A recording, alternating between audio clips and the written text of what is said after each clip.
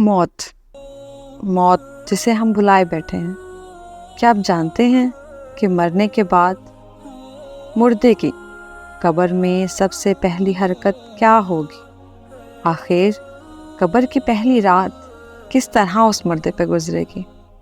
اس کے نام اعمال کس طرح اس قبر میں اس کے مددگار ثابت ہوں گے؟ آئیے ان سب سوالات کا جواب جاننے کے لیے چلتے ہیں آج کی ویڈیو کی طرف۔ عذاب قبر سے مراد برزخ میں ہونے والا عذاب ہے۔ اسے عذاب قبر اس لیے بھی کہا جاتا ہے کہ عام طور پر میت کو قبر میں ہی دفن کیا جاتا ہے، ورنہ جسے اللہ نے عذاب دینے کا ارادہ فرمایا ہے اسے عذاب ضرور ہوگا، چاہے وہ قبر میں دفن ہو یا اسے درندوں نے کھا لیا، خواہ اسے جلا کر اس کی خاک ہوا میں اڑا دی گئی ہو۔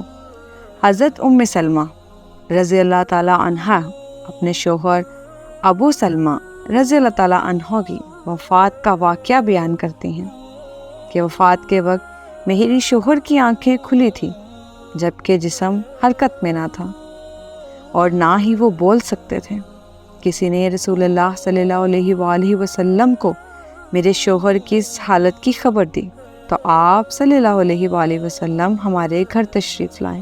جب نبی اکرم میرے شوہر کے پاس آئے تو دیکھا کہ میرے شوہر کی آنکھیں کھلی ہیں، تو انہوں نے اپنے ہاتھ مبارک سے آنکھیں بند کرتے ہوئے فرمایا، جب موت کا فرشتہ انسان کی روح قبض کرتا ہے تو مرنے والے کی آنکھوں کی روشنی بھی روح کے ساتھ چلی جاتی ہے۔ جب نبی اکرم صلی اللہ علیہ وآلہ وسلم کے منہ سے یہ الفاظ نکلے تو گھر والوں نے رونا شروع کر دیا۔ ابو سلمہ رضی اللہ تعالیٰ عنہ اب اس دنیا میں نہیں رہے۔ آپ صلی اللہ علیہ وآلہ وسلم نے فرمایا کہ مرنے والوں کو ہمیشہ اچھے الفاظ میں یاد کیا کرو، کیونکہ اس وقت فرشتے پاس ہوتے ہیں۔ میت کے ارد گرد بیٹھے ہوئے لوگ جو باتیں کرتے ہیں فرشتے ان باتوں پر آمین کہتے ہیں۔ پھر نبی اکرم صلی اللہ علیہ وآلہ وسلم نے اللہ تعالیٰ سے دعا کی کہ اللہ ابو سلمہ کو قبر کے عذاب سے محفوظ فرما اور اس کو اپنے خاص بندوں میں شامل کر لے جن پر تیرا خاص کرم ہے۔ ان کی قبر پر اپنی رحمتیں نازل فرمانا اور قبر کو نور سے مالا مال کر دینا۔ نبی اکرم صلی اللہ علیہ وآلہ وسلم کی اس دعا سے ثابت ہوتا ہے کہ جب مسلمان وصال کر جاتا ہے تو اللہ تعالیٰ مسلمان کی قبر میں نور اور رحمتیں عطا کرتا ہے، جبکہ غیر مسلم مرتا ہے تو اللہ تعالیٰ اس کی قبر کو تنگ اور عذاب سے بھر دیتا ہے۔ استغفر اللہ۔ اس دنیا سے پردہ کرنے کے بعد انسان کے لیے سب سے پہلی خطرناک منزل قبر ہی ہوتی ہے۔ اگر انسان اپنی پہلی منزل یعنی قبر کے عذاب سے بچ جائے تو اس کے لیے باقی سب منزلیں پار کرنا کوئی مشکل نہیں رہ جاتی۔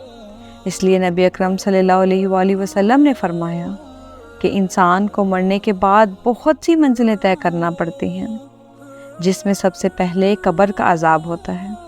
اگر انسان قبر کی سختی سے بچ جائے تو دوسری منزلیں بھی آسانی سے طے کر سکتا ہے۔ ایک دفعہ نبی کریم صلی اللہ علیہ وآلہ وسلم قبرستان سے گزر رہے تھے تو رسول اکرم صلی اللہ علیہ وسلم نے قبر کا عذاب بیان کرتے ہوئے فرمایا کہ مجھے اگر اس بات کا ڈر نہ ہوتا کہ تم میت کو قبر میں دفنانا چھوڑ دو گے تو میں اپنے رب کریم سے دعا فرماتا کہ وہ تم لوگوں کو بھی قبر کے عذاب سے آگاہ کر دیتا، بالکل اسی طرح جس طرح میں دیکھ رہا ہوں، سن رہا ہوں۔ استغفر اللہ۔ آپ صلی اللہ علیہ وآلہ وسلم جب صحابہ کرام کو قبر کے عذاب سے آگاہ کرتے تو سب کے رونگٹے کھڑے ہو جاتے۔ حضرت محمد صلی اللہ علیہ وآلہ وسلم کا فرمان ہے کہ مرنے کے بعد قبر انسان کی پہلی سیڑھی ہے۔ اس کے لیے اگر قبر کی منزل پار کر لی تو باقی آسان ہو جائیں گی۔ اللہ تعالیٰ ہم سب کی مدد فرمائے۔ نبی کریم صلی اللہ علیہ وآلہ وسلم نے فرمایا کہ میں نے آج قبر سے سخت ترین منظر کبھی نہیں دیکھا۔ نبی اکرم کا فرمان مبارک ہے کہ میت کو جب قبر میں داخل کر کے گھر کی طرف لوٹتے ہیں تو میت لوگوں کے چلنے کی آواز کو اچھی طرح سن رہی ہوتی ہے۔ اگر مرنے والا سچا مسلمان ہے تو نماز اس کے سر کی طرف روزہ اس کے دائیں طرف، زکوٰۃ اس کے بائیں طرف، اور دوسرے جتنے بھی اعمال وہ اس کے پاؤں کی طرف آ جاتے ہیں۔ اور جب بھی قبر کا عذاب اس کے پاس آتا ہے تو نماز، روزہ، حج، زکوٰۃ، صدقہ و خیرات، اس کے نیک اعمال اس کی حفاظت کرتے ہیں۔ پھر سبحان اللہ، پھر اس سے کہا جاتا ہے کہ بیٹھ جاؤ، چنانچہ وہ بیٹھ جاتا ہے۔ اس کو سورج ایسے دکھائی دیتا ہے جیسے غروب ہونے کو ہے۔ پھر اس سے کہا جاتا ہے تم اس شخص کے متعلق جو تم میں مابعوث ہوا تھا کیا کہتے ہو، اس کے متعلق کیا گواہی دیتے ہو؟ وہ کہتا ہے مجھے ذرا نماز پڑھ لینے دو۔ اس سے کہا جاتا ہے کہ تم عنقریب ہی کام کر لو گے، پہلے اس سوال کا جواب دو کہ تم اس شخص کے بارے میں جو تم میں مابعوث ہوا تھا کیا کہتے ہو، کیا گواہی دیتے ہو؟ وہ گواہی دے گا کہ رسول اللہ صلی اللہ علیہ وآلہ وسلم اللہ تعالیٰ کے آخری نبی ہیں جو اللہ تعالیٰ کا دین لے کر تشریف لائے۔ پھر اس سے بولا جائے گا کہ اسی یقین کے ساتھ تم حیات رہے اور اسی پر تم کو دنیا سے اٹھا لیا گیا، اس کے ساتھ تم کو دوبارہ زندہ کیا جائے گا۔ ان سب باتوں کے بعد اس کے لیے جنت کا دروازہ کھولا جاتا ہے۔ وہ قبر سے ہی جنت کو دیکھ کر بہت خوش ہوتا ہے۔ پھر اس پہ جہنم کا دروازہ کھول کر دکھایا جاتا ہے اور کہا جاتا ہے کہ اگر تیرے اعمال اچھے نہ ہوتے تو تم جہنم کے گہرے حصے میں ڈال دیے جاتے۔ نیک بندے کو قبر اللہ تعالیٰ نور سے منور اور کشادہ کر دیتا ہے، روح کو اعلیٰ قسم کا عطر اور پاکیزہ جگہ دیتا ہے، جبکہ غیر مسلم کے بارے میں یہ فرمان ہے جب قبر کا عذاب اس کے جسم پر آتا ہے تو اس کے گرد کوئی نیک عمل نہیں ہوتا جو اس کی حفاظت کر سکے۔ پھر اس کافر کو حکم دیا جاتا ہے یا بیٹھ جاؤ، وہ ڈرتا ڈرتا بیٹھ جاتا ہے۔ اس سے نبی آخری الزمان کے بارے میں پوچھا جاتا ہے جس کے بارے میں وہ کچھ نہیں بتا پاتا اور نہ ہی اس کو کسی بات کا علم ہوتا ہے۔ پھر فرمایا جاتا ہے کہ دنیا میں تو غیر مسلم تھا، غیر مسلم ہی مرا اور غیر مسلم ہی دوبارہ زندہ ہوگا۔ پھر اس کو بھی جنت اور دوزخ کا دیدار کروایا جاتا ہے اور اسے بتایا جاتا ہے کہ اگر تیرے اعمال نیک ہوتے تو جنت کا وارث ہوتا، لیکن جبکہ تو نے ہمیشہ گناہوں کو پسند فرمایا ہے اس لیے تیرا ٹھکانہ جہنم ہے۔ وہ جہنم دیکھ کر حیران ہوگا اور کہے گا کاش میرا نامہ اعمال نیک ہوتا اور مجھے جنت میں داخل کیا جاتا۔ اور پھر ایسا ہوگا جس کو سن کر روح کانپ جاتی ہے۔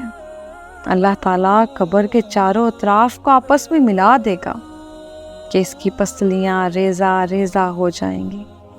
اللہ تعالیٰ کا فرمان ہے کہ جو بندہ میرے بتائے ہوئے کاموں پر عمل نہیں کرے گا میں اس کے لیے قبر کو تنگ کر دوں گا۔ حضرت ابن عمر رضی اللہ تعالیٰ عنہ سے روایت ہے کہ رسول اللہ صلی اللہ علیہ وآلہ وسلم نے ارشاد فرمایا جب انسان کا انتقال ہو جاتا ہے تو اس پر صبح و شام اس کا ٹھکانہ پیش آتا ہے۔